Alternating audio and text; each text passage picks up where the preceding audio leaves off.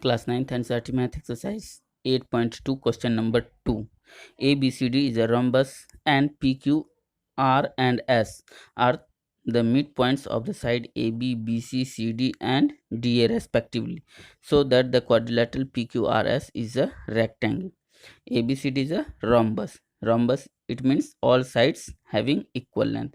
चारों साइड क्या होगा, बराबर. और रोम्बस का एक प्रॉपर्टी, मेन प्रॉपर्टी क्या है, जिसको कि हम लोग इस क्वेश्चन में यूज करेंगे. क्या है वो? The diagonals of the rhombus bisect each other at right angle. Diagonals of the rhombus bisect each other at right angle. P, Q, R, S are the midpoints of the sides of the rhombus AB, BC, CD and DA respectively. Then we have to show that quadrilateral PQRS is a rectangle. Here ABCD is a rhombus. Rhombus it means AB is equal to BC is equal to CD is equal to DA, and PQRS are the midpoint of side AB, BC, CD and DA. In triangle ACB. In triangle ACB. In this triangle P and Q are the midpoint of side AB and BC respectively. So from the midpoint theorem we can say that PQ is parallel to AC. Line PQ parallel to AC and PQ is equal to half of AC. It is from the midpoint theorem. PQ parallel to AC, this is the symbol of parallel, and PQ also is equal to half of AC. We take it as equation 1. इसको हम लोग क्या लेते हैं, equation 1. और हम लोग इसमें डायगोनल BD को भी ज्वाइन कर लेते हैं. यहाँ पे क्या है कि PQ पैरेलल टू AC, तो हम लोग ऐसा भी कर सकते हैं कि line PM parallel to ON. Line PM parallel to ON, ये लाइन इस लाइन के पैरेलल है, तो हम लोग ये भी कर सकते हैं कि ये line PM parallel to ON और NO. इस इक्वेशन को हम लोग दूसरा इक्वेशन लेते हैं. अब क्या है, R and S are the midpoint of side CD and DA. So in triangle ACD में क्या हो जाएगा, R and S are the midpoint of the side CD and DA. So SR parallel to AC and SR is equal to half of AC. SR parallel to AC.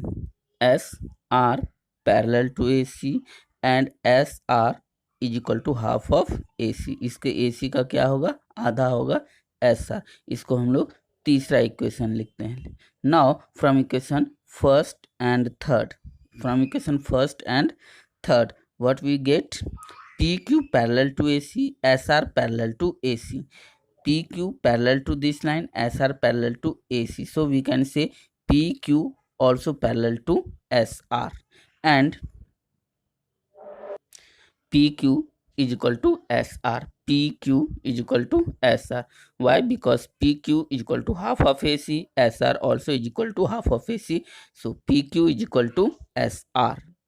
अब क्या है कि PQ parallel to SR and PQ is equal to SR, तो हम लोग कह सकते हैं कि PQRS is a parallelogram because opposite sides, one pair of opposite sides are parallel as well as equal. So PQRS is a parallelogram.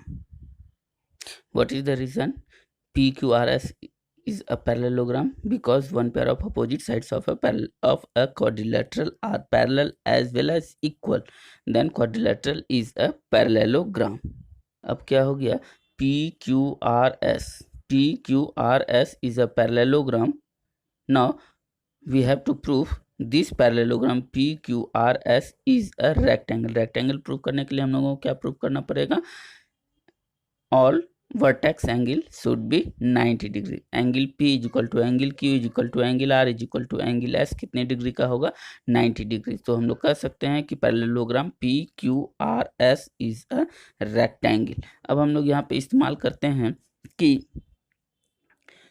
Diagonals of the rhombus bisect each other at right angle. It means all these angle are 90 degree. This angle is equal to 90 degree. This angle also, this angle all should be equal to 90 degree because diagonals of the rhombus bisect each other at right angle. एक दूसरे को bisect करता है 90 degree के angle पे.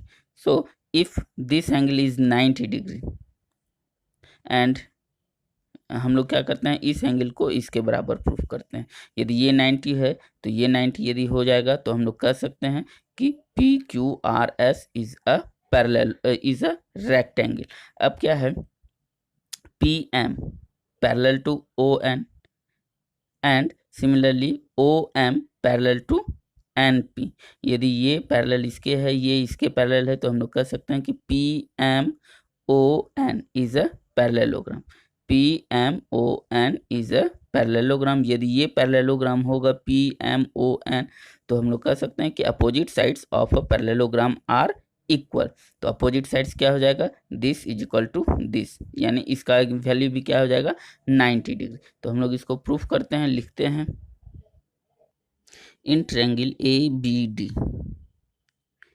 इन triangle A B D में A B D इस triangle में क्या होता है कि पी ए बी डी में क्या हो रहा है कि P and S are the midpoint of side A B and D A. P and S are P and S are the midpoint of side AB and DA respectively. So SP parallel to BD, SP parallel to BD, SP parallel to BD, and SP is equal to half of BD, half of BD. SP is equal to half of BD. SP is equal to half of BD and SP parallel to BD. And PN, if SP parallel to BD, so we can say PN also parallel to MO. So PN parallel to MO.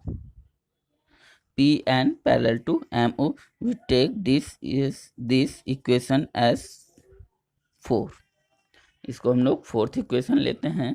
अब है now from equation 2 and 4, from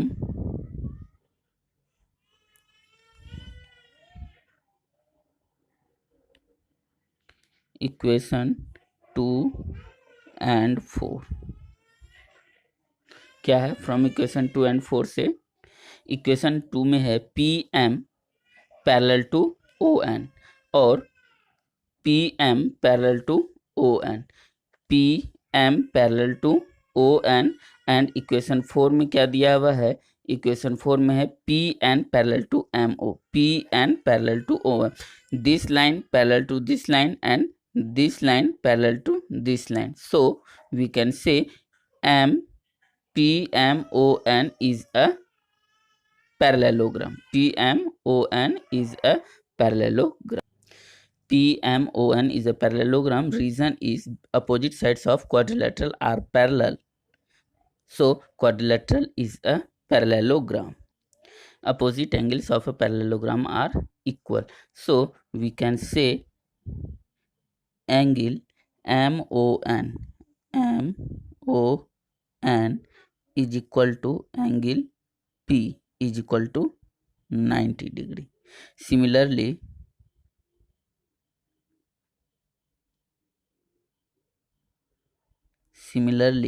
angle Q is equal to angle R is equal to angle S is equal to 90 degree. Hence, we can say PQRS is a rectangle. Opposite angles of a parallelogram are equal. So angle MON is equal to angle P is equal to 90 degree. Similarly, angle Q is equal to angle R is equal to angle S is equal to 90 degree. So we can say the PQRS is a rectangle. इस channel को like करें, subscribe करें, अपने दोस्तों के बीच ज़्यादा से ज़्यादा शेयर करें। Thank you for watching this video.